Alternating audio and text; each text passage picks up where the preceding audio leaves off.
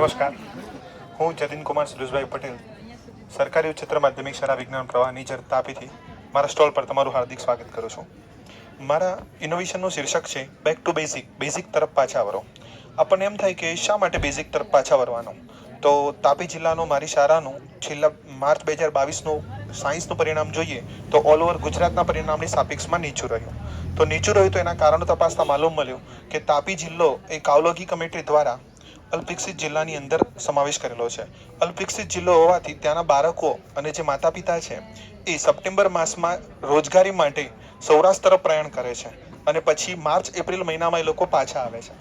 એના પરિણામે જે 6, 7, 8, 9, 10 સુધીનું જે બેઝિક છે એ બેઝિક ખ્યાલો પૂરતા બાળક પાસે ભણેલા હોતા નથી અને માંડ બાળક ધોરણ 10 પાસ કરીને સાયન્સ લે છે ત્યારે બેઝિક કાચું હોવાના કારણે સાયન્સના કન્સેપ્ટ એક્સેપ્ટ કરી શકતું નથી અને પરિણામે ફેલ થાય છે. તો એ બેઝિક પાકું કેવી રીતે કરી શકીએ એનો મારો ઇનોવેશન છે. તો સૌથી પહેલાં અમે બાળકનો એન્ટ્રન્સ ટેસ્ટ લઈએ છીએ. એન્ટ્રન્સ ટેસ્ટની વિશેષતા એ છે કે આના ક્વેશ્ચનની કૌંસમાં ધોરણ અને ચેપ્ટર લખેલું છે.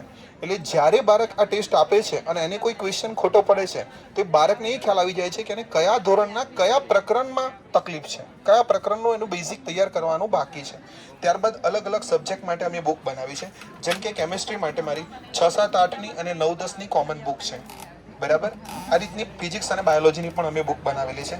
અમે સૌથી પહેલાં એમને બાયોલોજી વિષય માટે પ્રેરિત કરીએ છીએ. તો સૌથી પહેલાં શાળા તરફથી આ પ્રમાણે ચિત્ર સ્પર્ધાનું આયોજન કરવામાં આવે છે. જે ચિત્ર સ્પર્ધાની અંદર અલગ અલગ બાળકો અલગ અલગ પ્રકારના ચિત્રો દોરે છે. આ ચિત્ર સ્પર્ધામાં બાળક ચિત્ર દોર્યા પછી એ પ્રાર્થના પ્રવૃત્તિની અંદર એ ચિત્રની સમજૂતી આપે છે કે આ ચિત્રમાં કઈ કઈ વસ્તુ છે અને કેવી રીતના એ કામ કરે છે. ત્યારબાદ સેકન્ડરી સ્ટેજની અંદર બાળકને જ આ રીતના 2D મોડેલ બનાવવાની પ્રેરણા આપવામાં આવે છે. 2D મોડેલની અંદર વનસ્પતિ કોષ છે, ચેતાતંત્ર છે, શ્વસન તંત્ર છે, હૃદય છે, બરાબર, પછી આ રીતના માદા પ્રજનન તંત્ર છે અને એના પછી એ જ બાળકોને વર્કિંગ મોડેલ બનાવવાની પ્રેરણા આપવામાં આવે છે. તો ડાયજેસ્ટિવ સિસ્ટમ છે, હાર્ટનું વર્કિંગ મોડેલ છે, એ પ્રમાણે મૂત્ર વિસર્જનનું, યુરિન તંત્રનું, આખું વિસર્જન તંત્રનું વર્કિંગ મોડેલ છે. તો ધીમે ધીમે બાળક એ વસ્તુથી માહિતગાર થાય છે અને 2D model, 3D model, working મોડેલથી બાળકના કન્સેપ્ટ ધીમે ધીમે ક્લિયર થતા જાય છે. એટલે સાયન્સમાં વિદ્યાર્થીની રસ અને રુચિ બંને વધે છે. ત્યારબાદ કેમેસ્ટ્રીના કન્સેપ્ટ ક્લિયર થાય એના માટે અમે જાપાનની અંદર જે સિસ્ટમ એપ્લાય થઈ રહી છે એ જ સિસ્ટમ મુજબ કામ કરીએ છીએ. આપણા તે ઇન્ડિયાની અંદર કેવું છે કે વર્ગખંડની અંદર સબ્જેક્ટના ટીચર બદલાય છે, ત્યારે જાપાનની અંદર એવું નથી. જાપાનની અંદર સબ્જેક્ટના રૂમ હોય છે. બરાબર, chemistry subject, physics subject, biology subject. તો અમારી પાસે સુવિધા છે, લેબ અમને પ્રાપ્ત છે, એટલે અમે સબ્જેક્ટિવ લેબ બનાવેલી છે જેની અંદર બાળક જાતે ભણતા શીખે છે. જેને જે કન્સેપ્ટમાં પ્રોબ્લેમ હોય જે ધોરણનો એ શીખી શકે છે.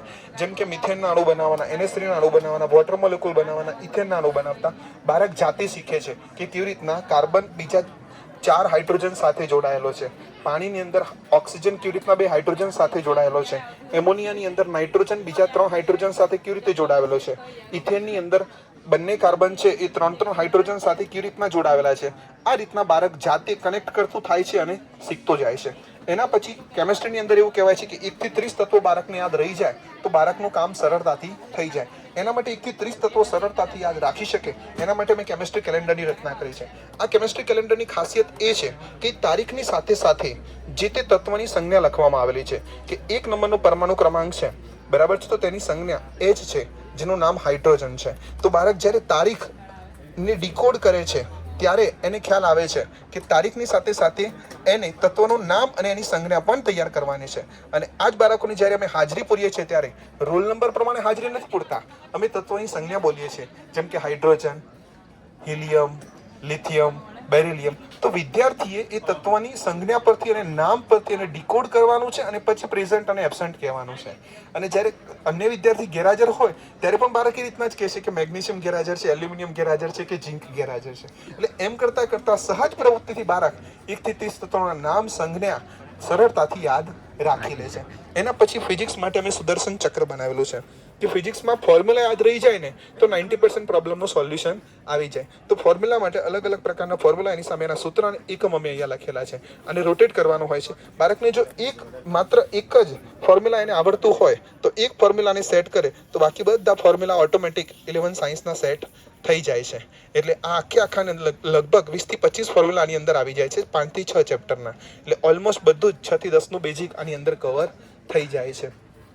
આ રીતના સરળતાથી બાળક બેઝિક કનેક્ટ કરે છે. એનો અમને ફાયદો એ થયો કે અમારું જે માર્ચનું પરિણામ હતું 2022નું 18.18% હતું, એ અમારું માર્ચ 2023માં પરિણામ થયું 47.05%. એટલે અમને 28.87%નો પરિણામની અંદર વધારો જોવા મળ્યો છે. બીજું અમારું પરિણામની અંદર ફેરફાર એ થયો કે જૂન 2022માં અમારી વિદ્યાર્થીઓની સંખ્યા હતી 10 થી 11, એ જૂન 2023માં વિદ્યાર્થીઓની સંખ્યા થઈ ગઈ 24. એટલે વિદ્યાર્થીઓની સંખ્યા અમારી બમણી થઈ ગઈ. બરાબર.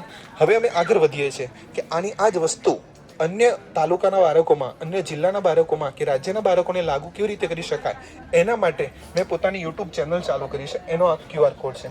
હાલ 1500 જેટલા ગુજરાતના બાળકો મારી સાથે જોડાયેલા છે અને એ તમામે તમામ પ્રકારનું મટીરિયલ, ચાહે કોમન એન્ટ્રન્સ ટેસ્ટ છે, ચાહે ક્વિઝ છે, બરાબર, કે ચાહે ચિત્ર સ્પર્ધા છે, તમામે તમામ મટીરિયલનો તમારે જોઈતું હોય તો ટેલિગ્રામ ચેનલ છે મારી, એ ટેલિગ્રામ ચેનલ પરથી તમે મટીરિયલ મેળવી શકો છો.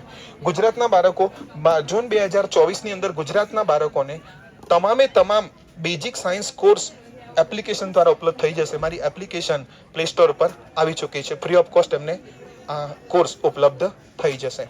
ખાસ એના પછી વાત કે આનો અમારા બાળકને સીધો ફાયદો શું થયો, તો અમારા બાળકો ઝોનમાં શરૂઆતમાં એક દાખલો ગણતો હતો. જે બાળક અમે સન્ડે ચેલેન્જ આપીએ છીએ કે શનિવારે બાળકે સહી કરીને જવાનું અને સોમવારે નોટબુક જમા કરાવવાની, એક દિવસમાં કેટલા એક્ઝામ્પલ ગણી શકે છે. તો શરૂઆતમાં જૂન મહિનામાં બેઝિક સાયન્સ કોર્સ લાગુ કર્યા પછી એક એક્ઝામ્પલ ગણતું બાળક જ્યારે પ્રથમ એક્ઝામ આવી ત્યારે 101 એક્ઝામ્પલ ગણતું થયું છે.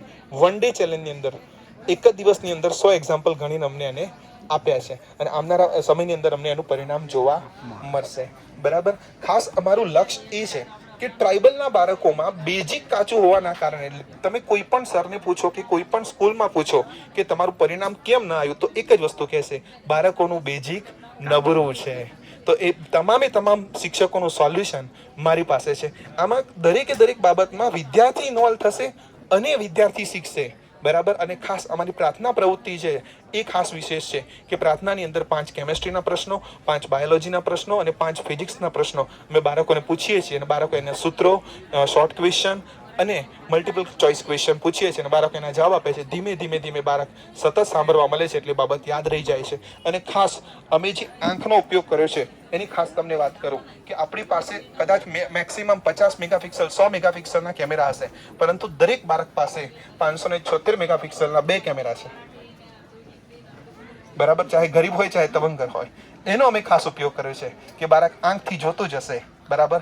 આંખથી, સ્પર્શથી, ગંધથી, જીભથી, આ જે ઇન્દ્રિયો છે એનાથી બાળક શીખતો હોય છે. તો આ બંને કેમેરાથી મેક્સિમમ બાળક જોશે, શીખશે, સાંભળશે.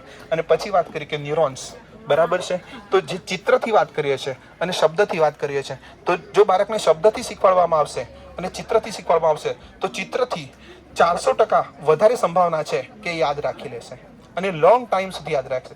હાલ હું તમને એવું બોલું કે ઘોડો, તો તમને ઘોડાનું ચિત્ર દિમાગમાં આવશે, નહીં કે ઘોડાનો શબ્દ. તો એ જ રીતના બાળકને અમે ટેકલ કરીએ છીએ.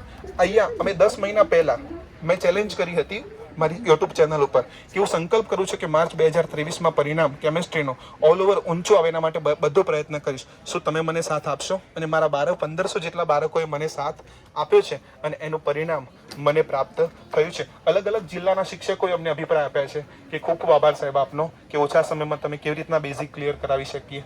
બરાબર છે. અને આ યુટ્યુબમાં આટલા વિદ્યાર્થીઓના વ્યૂઝ મને મળ્યા છે.